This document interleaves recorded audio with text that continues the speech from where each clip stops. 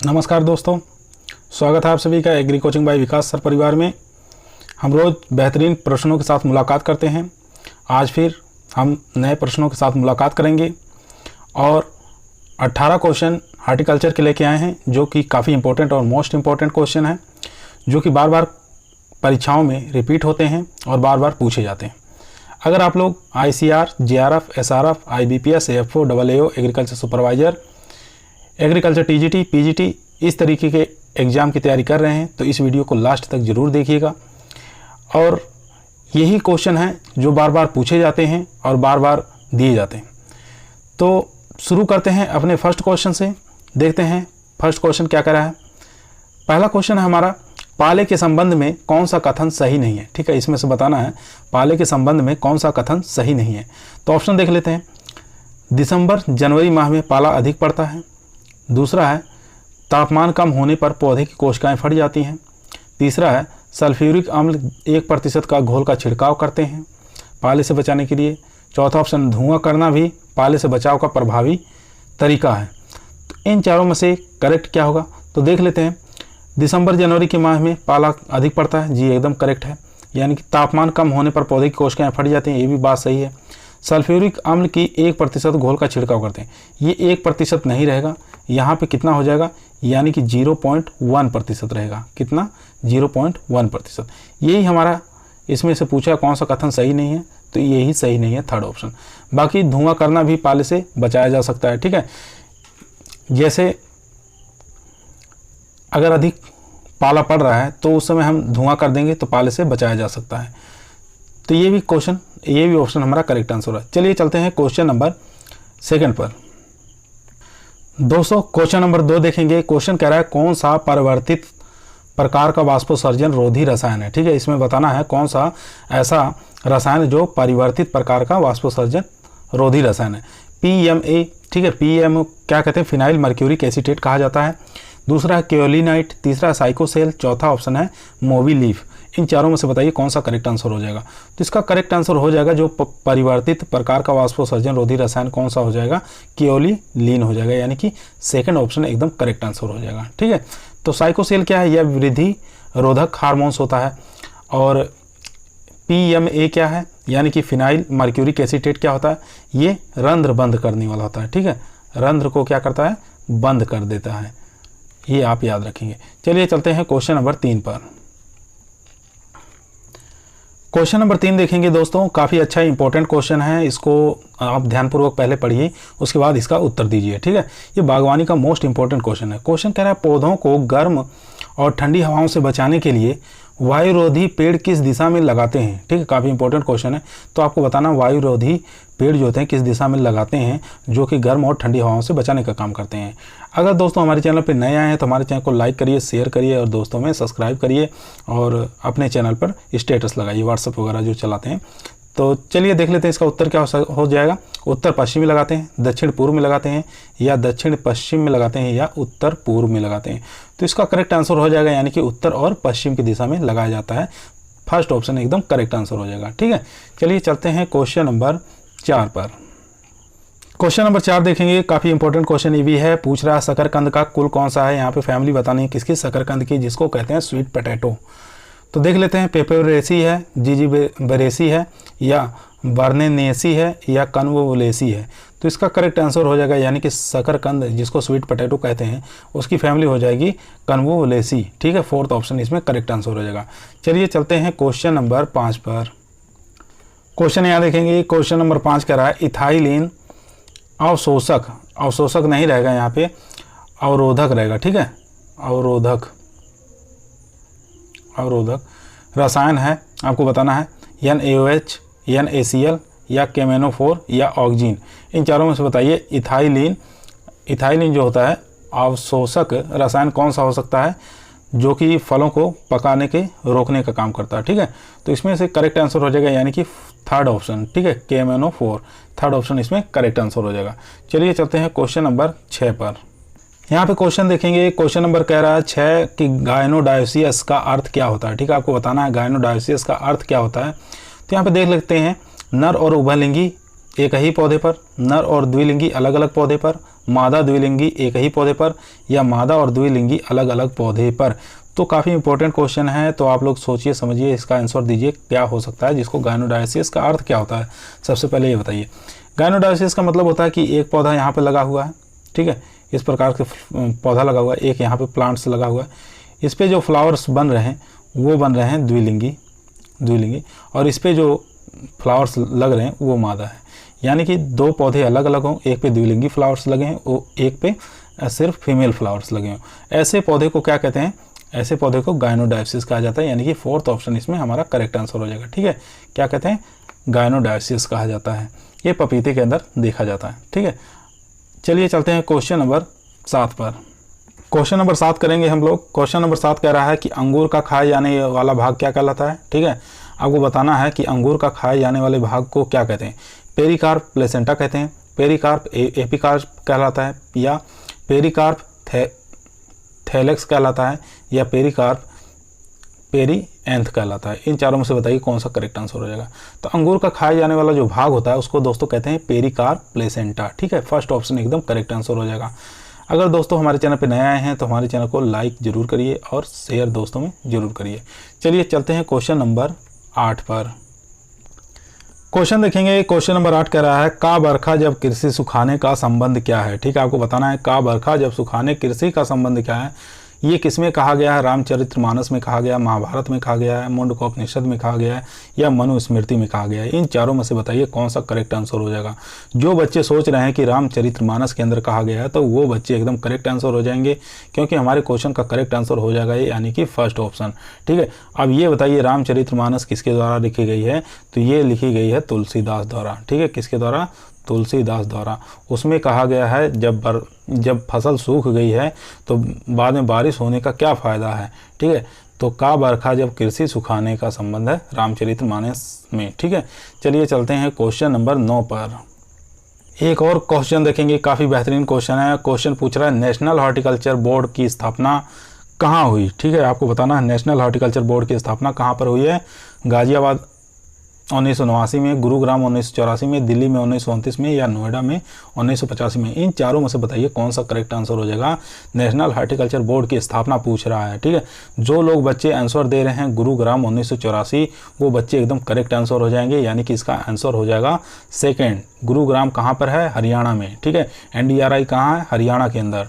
उसको national dairy research board बोला जाता है, ठीक है। दुग्ध से संबंधित क्रांति कौन सी चलाई गई, तो इसमें मिल्क के लिए चलाई गई, इसमें सफ़ेद क्रांति, ठीक है। सफ़ेद क्रांति के नाम से जाना जाता है। इसके जनक कौन है, वर्गीस कुरियन है। ये सब बातें आपको याद होनी चाहिए। और ICAR की स्थापना 1929 में, ये भी आप याद रखेंगे। कहाँ पर है, नई दिल्ली में है। चलिए चलते हैं क्वेश्चन नंबर 10 पर। दोस्तों अगर एग्रीकल्चर में किसी वैकेंसी में सिलेक्शन लेना चाहते हैं तो हमारी वीडियो पर ज़रूर बने रहें। तो देखते हैं क्वेश्चन नंबर 10 क्या कह रहा है। 10 नंबर क्वेश्चन कह रहा है नर्सरी में, यहाँ देखेंगे नर्सरी में होने वाला मुख्य रोग कौन सा है, ठीक है। आपको बताना नर्सरी के अंदर सबसे भयंकर और मुख्य रोग कौन सा लगता है। तो देख लेते हैं ऑप्शन क्या कह रहा है। छछैया रोग लगता है, तुला सीता रोग लगता है, आर्द्रता गलन यानी कि आर्द्र गलन रोग लगता है, या कोई नहीं लगता है। तो नर्सरी के अंदर आप लोग जानते हैं कि कौन सा रोग लगता है, सबसे मुख्य और भयानक रोग लगता है, ठीक है। जितनी भी नर्सरी क्रॉप हो जाएंगे, चाहे टमाटर हैं, बैगन है, मिर्च है, गोभी है, पात गोभी, फूल, जो भी इस तरीके की क्रॉप्स हैं उसमें सबसे भयंकर रोग लगता है आर्द्रता गलन, ठीक है, जिसको आर्द्र विगलन रोग कहा जाता है, आर्द्र गलन कहा जाता है, डंपिंग ऑफ के नाम से जाना जाता है, ठीक है। तो ये नर्सरी का भयंकर रोग हो जाएगा। तो ये लगता किसके कारण है, तो ये कवक के कारण लगता है, ठीक है। कवक के कारण लगता है डंपिंग ऑफ यानी कि आर्द्र विगलन रोग। और उस कवक का नाम बताइए जिसके द्वारा आर्द्र विगलन रोग लगता है। तो उस कवक का नाम हो जाएगा पीथियम अफेनिडर्मिटम। क्या हो जाएगा मेरे दोस्त, पीथियम अफेनिडर्मिटम उस कवक का नाम हो जाएगा जो आर्द्र विगलन रोग पैदा करता है। चलिए चलते हैं क्वेश्चन नंबर 11 पर। एक और बेहतरीन क्वेश्चन देखेंगे। सिलेक्शन पाना है तो इस चैनल पर जरूर बने रहें, तो इस वीडियो को लास्ट तक जरूर देखें मेरे दोस्त। चलिए देखते हैं क्वेश्चन क्या कर रहा है। क्वेश्चन नंबर 11 कर रहा है मूली में तीखापन किसके कारण आता है, ठीक है। मूली के अंदर तीखापन पूछ रहा है मेरे दोस्त। देख लेते हैं ऑप्शन क्या कह रहा है, कैप्सिसिन। नहीं, ये कैप्सिसिन के क्या कारण होता है, ये मिर्च में होता है। ठीक है, किस में होता है, मिर्च के अंदर होता है। मिर्च में जो तीखापन आता है, कड़वापन आता है, वो किसके कारण आता है, मिर्च में कैप्सिसिन के कारण आता है। मिर्च का लाल रंग किसके कारण होता है, तो कैप्सिथीन के कारण हो जाएगा। यहाँ पे देखिए थीन लिखा हुआ है, यहाँ पे सीन लिखा हुआ है। सीन होता है मिर्च में तीखापन और थीन हो जाएगा पिगमेंट यानी कि लाल रंग। आइसोपेंटानॉल, इसके कारण क्या होता है, जो आप केला खाते हैं, केला के अंदर जो सुगंध आती है, ठीक है, वो किसके कारण आती है, आइसोपेंटानॉल के कारण आती है। तो हमारा जो ऑप्शन बच गया लास्ट में आइसोथायोसाइनाइड, यानी कि मूली में तीखापन का कारण क्या हो जाएगा, आइसोथायोसाइनाइड के कारण हो जाएगा। तो फोर्थ ऑप्शन इसमें करेक्ट आंसर हो जाएगा। चलिए चलते हैं क्वेश्चन नंबर 12 पर। क्वेश्चन देखेंगे, क्वेश्चन नंबर 12 कह रहा है जीरोप्थेल्मिया या कैरेटोमलेशिया, जिसको रतौंधी कहा जाता है, किस विटामिन की कमी के कारण होता है। ठीक है, रतौंधी के नाम से आप जान ही गए होंगे। ठीक है, तो और यहाँ कभी कभी रतौंधी ना देके जीरोप्थेल्मिया दे देता है, तो बच्चे के लोग कन्फ्यूज हो जाते हैं किसके कारण होता है, किस विटामिन की कमी के कारण होता है, या कैरेटोमलेशिया दे देता है। तो इन तीनों में से बताइए, चारों ऑप्शनों में से कौन सा करेक्ट आंसर हो जाएगा। तो आप लोग जानते हैं, सिंपल सा सवाल है, रतौंधी किसकी कौन सी विटामिन की कमी के कारण होता है, तो विटामिन ए की कमी के कारण हो जाएगा, यानी कि हमारा ऑप्शन थर्ड ऑप्शन एकदम करेक्ट आंसर हो जाएगा। ठीक है, विटामिन सी के कारण जानते हैं स्कर्वी हो जाता है, और विटामिन डी सूर्य से प्राप्त होती है। विटामिन के जो होता है, बांझपन वगैरह रोग जितने होते हैं, ये इससे विटामिन के से हो जाएंगे। चलिए चलते हैं क्वेश्चन नंबर 13 पर। क्वेश्चन देखेंगे, यहाँ पे क्वेश्चन नंबर 13 कह रहा है एबरजीन। ठीक है, एबरजीन क्या होता है और एक प्लांट क्या होता है। ठीक है, ये किसका अन्य नाम है, ये आपको बताना है। तो देख लेते हैं, प्याज का है, आलू का है, भिंडी का है, या बैगन का है। तो ये प्लांट आप लोग जानते हैं किसका वैज्ञानिक ये अन्य नाम हो जाएगा, तो ये हो जाएगा बैगन का। ठीक है, एक प्लांट के नाम से जाना जाता है, या एबरजीन के नाम से जाना जाता है बैगन को। तो फोर्थ ऑप्शन इसमें करेक्ट आंसर हो जाएगा। चलिए चलते हैं क्वेश्चन नंबर 14 पर। क्वेश्चन देखेंगे, काफ़ी बेहतरीन क्वेश्चन है। क्वेश्चन कह रहा है बेमेल को छांटना है, इसमें से बताना है कौन सा बेमेल शब्द है। ठीक है, तो यहाँ देख लेते हैं, इथाइलिन क्या गैसीय हार्मोन है, IBA क्या स्ट्रेट हार्मोन है, क्या IBA। ठीक है, यहाँ पे ABA दिया है, इंडोल ब्यूट्रिक एसिड, ये स्ट्रेट हार्मोन है। IBA इंडोल ब्यूट्रिक एसिड जो है जड़ फुटान हेतु है, या NAA खरपतवारनाशी है। तो आप लोग जानते हैं खरपतवारनाशी शब्द आया है, तो खरपतवारनाशी के लिए हम 2,4-D का प्रयोग करते हैं। ठीक है, 2,4-D का प्रयोग किया जाता है, ये आप याद रखेंगे। लेकिन यहाँ पे NAA जो होता है, ये हमारा शब्द जो होता है पूरा हो जाएगा, बेमेल हो जाएगा, क्योंकि NAA का प्रयोग फूल और फलों को झड़ने के लिए रोकने का काम करता है। ठीक है, नेफ्थलीन एस्टिक एसिड जो होता है फल और फूलों को झड़ने से रोकता है, और यहाँ खरपतवारनाशी के लिए 2,4-D का प्रयोग करते हैं, यहाँ ये हार्मोन्स नहीं है। ठीक है, और चलिए हमारे क्वेश्चन का करेक्ट आंसर हो जाएगा ये इथाइलिन गैसीय हार्मोन होता है, IBA जो होता है indole butyric acid straight hormones होता है। चलिए चलते हैं क्वेश्चन नंबर 15 पर। क्वेश्चन नंबर 15 देखेंगे, काफ़ी बेहतरीन क्वेश्चन है, पपीता से है, क्वेश्चन लिया गया है। ठीक है, तो पूछ रहा है पपीता की पूसा नन्हा, एक काफ़ी फेमस वैरायटी है पूसा नन्हा, पूछ लिया जाता है कि डायोसियस है या गाइनोडासियस। पहले आपको एक क्वेश्चन यहीं पे मिल गया। क्वेश्चन कह रहा है कि पपीता का पूसा नन्हा किस्म जो होती है, ये पौधे से पौधे दूरी कितनी रखते हैं, पौधे से पौधे की दूरी और लाइन से लाइन की दूरी। ठीक है, दोनों दूरी आपको बताना है यहाँ पे। तो पूसा नन्हा जो वैरायटी होती है, ये डायोसियस वैरायटी होती है। कैसी डायोसियस वैरायटी होती है, तो इसकी डिस्टेंस देख लेते हैं कौन कौन से, 2.5 × 2.5 मीटर, 3 × 6 मीटर, 1.25 × 1.25 मीटर, या इनमें से कोई नहीं। तो पूसा नन्हा जो पपीता की किस्म है, ये यानी कि इसकी दूरी रखते हैं 1.25 × 1.25 मीटर, यानी कि थर्ड ऑप्शन इसमें करेक्ट आंसर हो जाएगा। पूसा नन्हा को हम गमले में लगा सकते हैं। ठीक है, गमलों में आसानी से लगा सकते हैं इसको, इसलिए काफ़ी अच्छी वैरायटी होती है। और सब पपीता के वर्ग में सबसे बौनी जो किस्म होती है, ये पूसा नन्हा ही होती है। ठीक है, यहाँ पे 2.5 × 2.5 मीटर दिया हुआ है।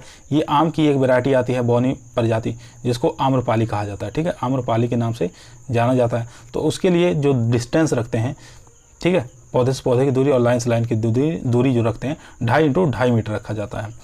चलिए चलते हैं क्वेश्चन नंबर 16 पर। यहाँ पे क्वेश्चन देखेंगे, क्वेश्चन नंबर 16 काफ़ी इंपॉर्टेंट क्वेश्चन है। पूछ रहा है स्फेगनस घास जो होती है, ठीक है, जिसको मॉस घास के नाम से जाना जाता है, का उपयोग कहाँ पर करते हैं। माउंट लेयरिंग में करते हैं, एयर लेयरिंग में करते हैं, या एपिकोटाइल ग्राफ्टिंग में करते हैं, या सॉफ्टवुड ग्राफ्टिंग में करते हैं।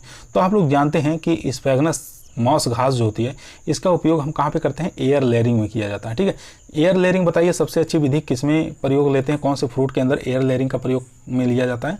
तो आप लोग जानते हैं लीची के अंदर एयर लेयरिंग किया जाता है। पेड़ के ऊपर छाल को हटाकर उसमें मिट्टी और कुछ मॉस घास को लगाकर बांध दिया जाता है, नमी मिलने के साथ उसमें जड़ें उत्पन्न हो जाती है, और वहाँ से काट कर एक नया पौधे को तैयार कर लिया जाता है, ठीक है। उसको एयर लेयरिंग बोला जाता है। ये लीची के अंदर सबसे अच्छी विधि होती है। माउंट लेयरिंग आप लोग जानते हैं, माउंट लेयरिंग अमरूद के अंदर किया जाता है। एपिकोटाइल ग्राफ्टिंग जो है ये किस में किया जाता है, मैंगो में किया जाता है।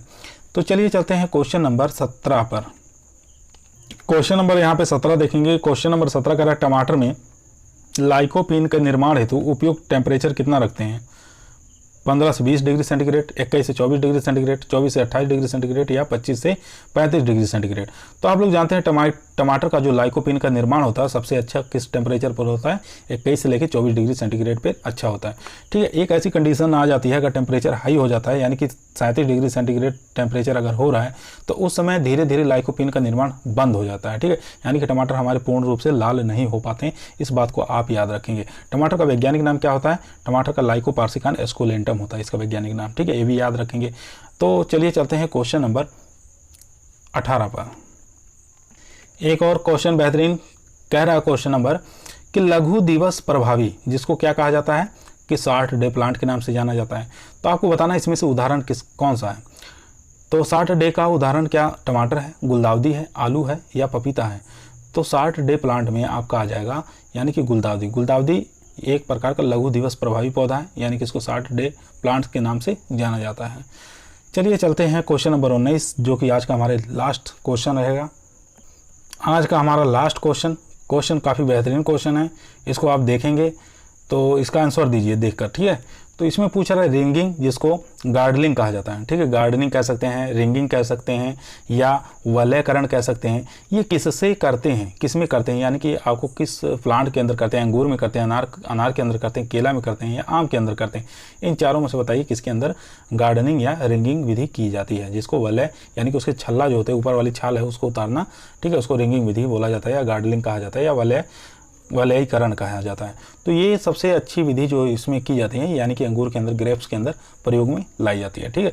और ग्रेप्स में प्रवर्धन के जो डाली लगाते हैं वो हार्ड वुड कटिंग लगाते हैं, यानी कि काफ़ी हार्ड जो होती है पुरानी शाखा होती है उसी का प्रयोग हम प्रवर्धन के रूप में करते हैं। तो आज का वीडियो हमारा यहीं समाप्त हुआ। अगर आप लोगों को अच्छा लगा हो तो दोस्तों के पास हमारा वीडियो शेयर करना ना भूलिए और हमारे चैनल को अगर सब्सक्राइब नहीं किए हैं तो हमारे चैनल को सब्सक्राइब करिए। ये जो क्वेश्चन हम करवा रहे हैं हर एग्ज़ाम, कोई भी एग्जाम एग्रीकल्चर का देंगे, हर एग्जामों में यही क्वेश्चन उठाए जाते हैं, ठीक है। अभी तो हार्टिकल्चर की सीरीज चलाई जा रही है, उसके बाद प्रत्येक सब्जेक्ट की जो मोस्ट और इम्पोर्टेंट क्वेश्चन होते हैं उनको हम लेके आते रहेंगे। तब तक सभी लोग धन्यवाद।